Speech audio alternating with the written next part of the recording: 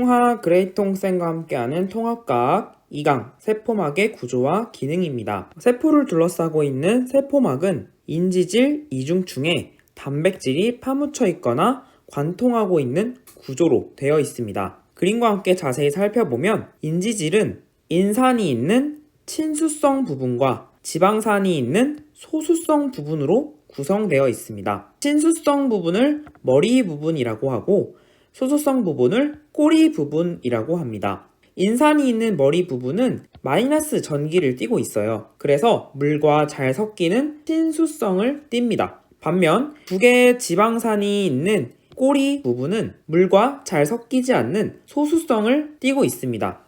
세포 바깥도 세포 안쪽도 물이 주된 성분으로 이루어져 있기 때문에 친수성인 머리 부분은 물이 있는 바깥쪽으로 향하고 소수성인 꼬리 부분은 물을 피해 안쪽으로 배열되어서 이렇게 인지질 이중층을 형성하게 됩니다. 자, 이러한 세포막 구조는 단단한 고체가 아니라 유동성을 지니고 있는데요. 이 인지질 사이에 있는 콜레스테롤들이 세포막의 유동성을 조절하는 역할을 합니다. 또한 당사슬이 붙어있는 단백질도 존재하는데요. 다른 세포를 인식하는 역할을 하게 됩니다. 세포막의 이러한 구조 때문에 어떠한 물질을 세포막을 통해서 이동시킬 때 선택적으로 투과시키는 현상이 일어나게 되는데요. 이 때문에 세포질의 조성이 일정하게 유지되게 됩니다. 이처럼 세포막이 어떤 물질은 투과시키고 어떤 물질은 투과시키지 않는 성질을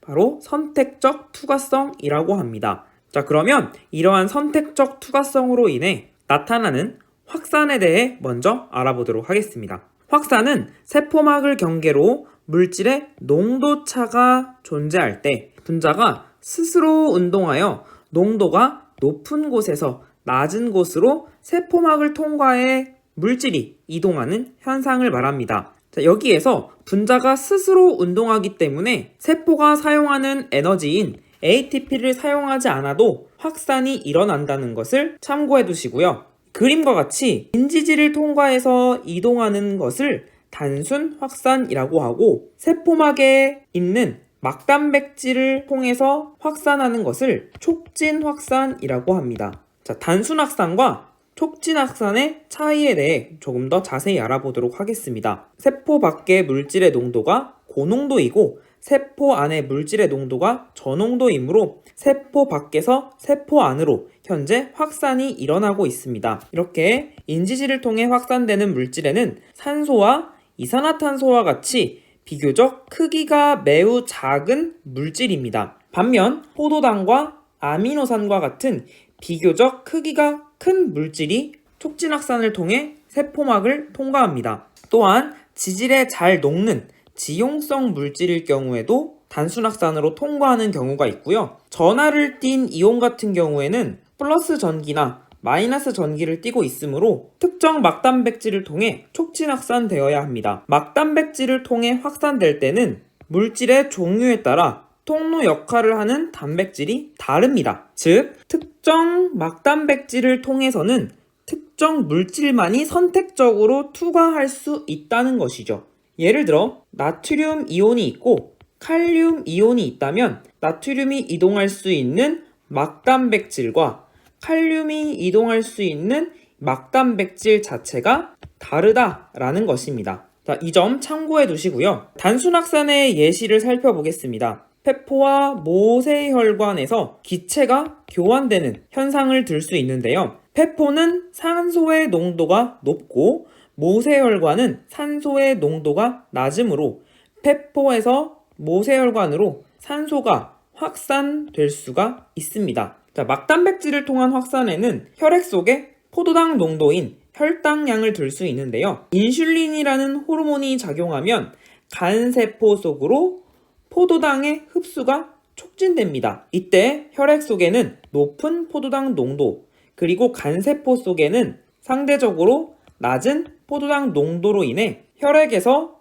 간세포 속으로 포도당이 이동하게 됩니다. 그러면 혈액 속에 포도당 농도가 낮아지니 혈당량이 낮아지겠죠. 두 번째로 삼투입니다. 세포막을 경계로 막을 통과하지 못하는 용질의 농도차가 존재할 때 물이 용질의 농도가 낮은 곳에서 높은 곳으로 세포막을 통해 이동하는 현상을 삼투라고 합니다. 삼투 현상을 알아볼 수 있는 간단한 실험이 있는데요. U자간 가운데에 반투과성 막을 설치합니다. 설탕 분자와 같은 크기가 큰 분자는 이 반투과성 막을 통과할 수 없습니다. 분자의 크기가 상대적으로 작은 물은 반투과성 막을 통해 이동할 수 있는데요. 이를 생물의 세포막에 적용해 본다면은 선택적 투과성과 유사한 효과를 나타낸다고 할 수 있습니다. 만약 반투과성 막을 통해 설탕이 이동할 수 있다면 고농도인 설탕 용액에서 저농도로 설탕이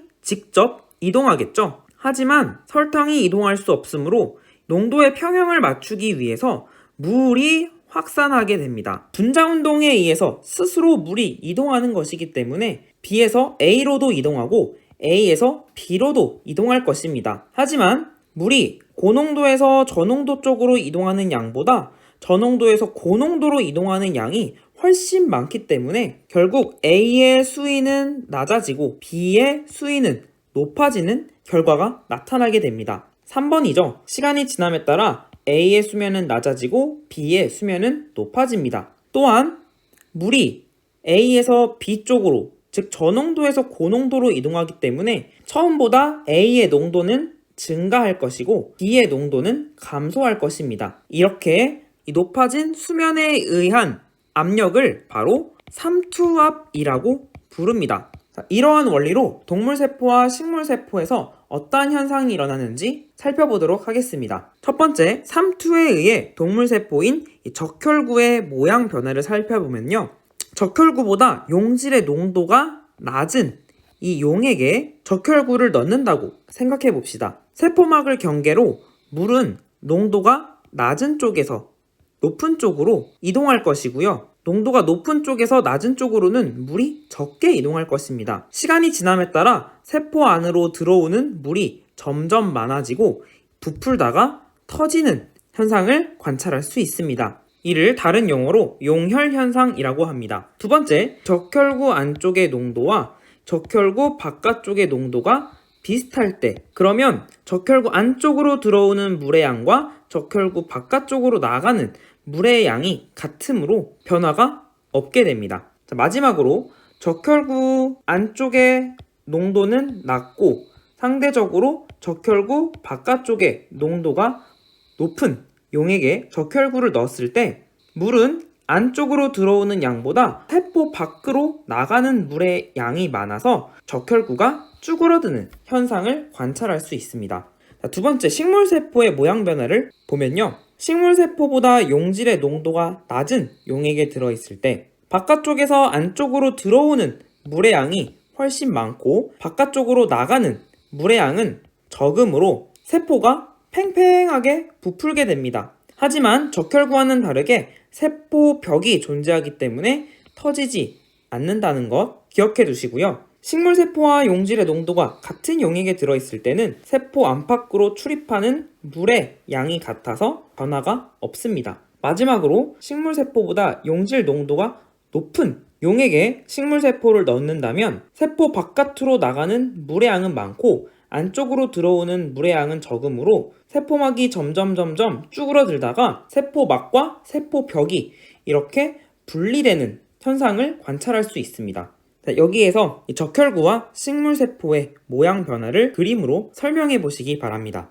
이러한 삼투 현상은 실생활에서도 관찰할 수 있는데요. 김치를 담글 때 배추를 소금에 절여 놓으면 배추는 상대적으로 저농도이므로 이 배추에서 수분이 빠져나와서 배추의 부피도 줄어들게 됩니다. 김치를 수월하게 담글 수가 있고요. 생선에 소금을 뿌리거나 과일을 설탕물에 넣어 보관하면 생선이나 과일에서 수분이 배출되죠. 세균이 수분을 이용할 수 없으므로 세균의 번식을 막을 수 있습니다.